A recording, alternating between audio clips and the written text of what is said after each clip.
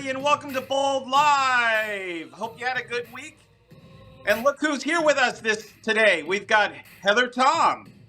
Woo-hoo-hoo! And Lauren St. Victor. What's up? Yes! I feel like this is the best game of Hollywood Squares ever, or something like that, right? Yes. We should do a Bold and Beautiful Hollywood Squares. That would be fun. Honestly, we really should do a Bold and Beautiful Hollywood Squares. If anyone actually remembers that show, yes, we honestly should do that. Like, it makes sense. I'm gonna work on that. Make it happen, Casey. Make it happen. Then, of course, John McCook's got to be like center square or something. Oh, yeah, he's got to be center square. Oh, yeah, of course. Anyway. Yes. All right, well, we've got Katie and Carter here to talk all about Bold and Beautiful and, what's up with Bill. So it all happens in 3, 2, 1, boom. Hello. Hi. What's up? I've been waiting all week to talk to you guys, and all of I'm you. so excited to be talking to you guys that I had to, strap myself in. I had to make sure that my seatbelt is strapped so that I don't get too excited and run amok and cause an accident.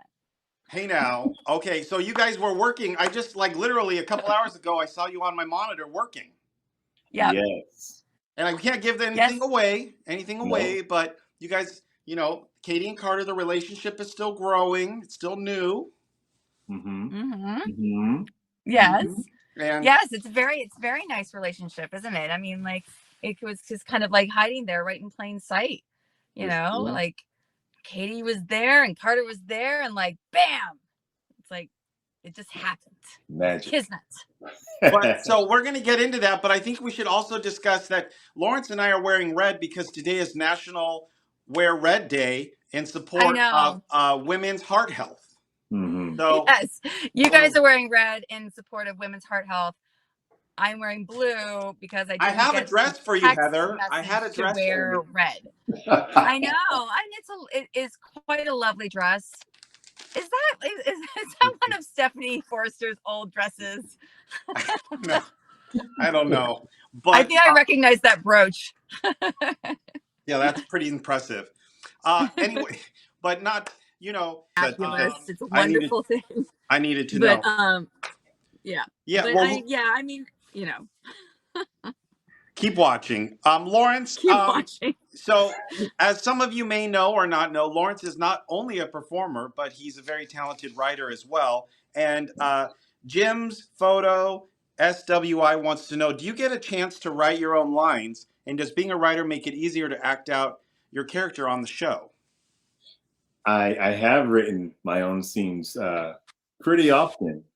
And I would say, yes, it makes it easier because I know the scenes. But then it also makes it challenging because I know the scenes. And as an actor, you like to show up and be present and not know what's going to happen. Just kind of be there and just let it fly. But when you wrote it, you kind of already have an idea of how it's supposed to go. And that's kind of not good for me as an actor. So sometimes I have to forget the scenes that I wrote as I'm about to act them just so I can be present in the moment and not be ahead of where we are. I'm telling you, every time Lawrence writes a scene, it's we're rehearsing it, and Lawrence says, "I'm sorry, that was an and, not a the." And he's correcting me on every single word. I have to have it word perfect. And he's like, "I'm sorry, but that is not how I wrote this scene. So we need to rehearse again." Actually, that's not true at all. I find his scripts to be insane.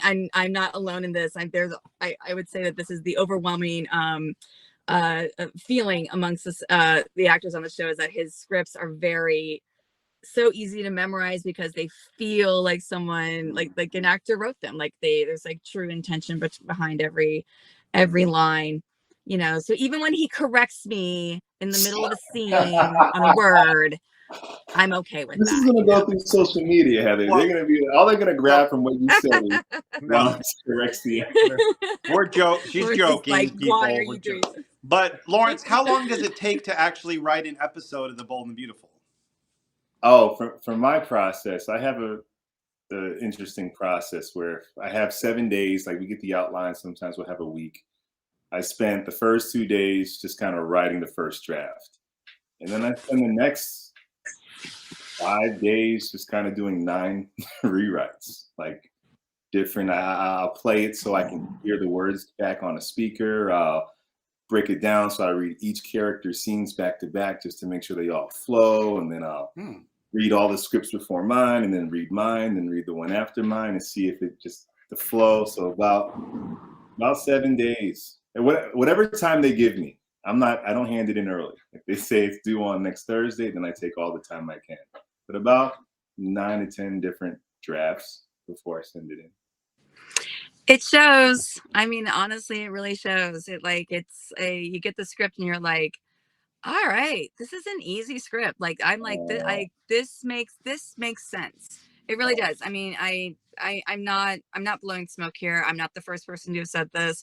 There were, I think, at least one person, maybe two people in the makeup room this morning that said kind of along the same thing. So it definitely, that kind of work and that kind of dedication and attention to detail absolutely comes through in your scripts. Oh, thank you, man. I mean, that coming from you, come on. Well, and as some of you may know, Heather Tom also directs. And Candace Mack is saying we need an episode that Lawrence writes and Heather directs. Oh. Okay. But then that would mean Heather wouldn't be in the episode. So because we can't. But that's okay because I mean, like, no, but didn't I? The last one that I directed, you didn't write that one. That was a kind of an unexpected one. I just directed a recent show, but I don't think you wrote that one. But that can be arranged. You know, that just means that Lawrence has to write a script that Katie's not in, which is okay. I wish there was a way for you to do double duty. I know it's impossible because you have to call it in the booth. It's totally impossible. But that would be fun. Well, should we open up the phone lines and see who's there to talk to us today? So there's our phone line. It's open. Give us a call. I see people are already calling in. I do have another question from our Twitter. This is from B Fountain. They want to know, question for Lawrence. Would you like to see Carter in some action storyline where he's fighting or running? I know I would. Yes. Me too. Please. Fighting. But wait. Shirt on or off? Don't give them any ideas. Don't give them any ideas. Fighting and running implies shirt off. So that's what I'm. If I get to fight and run, I'll take my shirt off if we can fight and run. I love it. Well, we'll say there is an episode coming up where one of you is undressed and unexpectedly. What? No, it's coming up. We already shot it. I was going to be like, I'm calling you after the show. No, you know the episode. We already shot it. You know. Okay, gotcha. Okay, right. All right, that one. Yeah. Okay. Yeah. Anyway. So, spoiler. Okay. Spoiler. Anyway, yeah. No.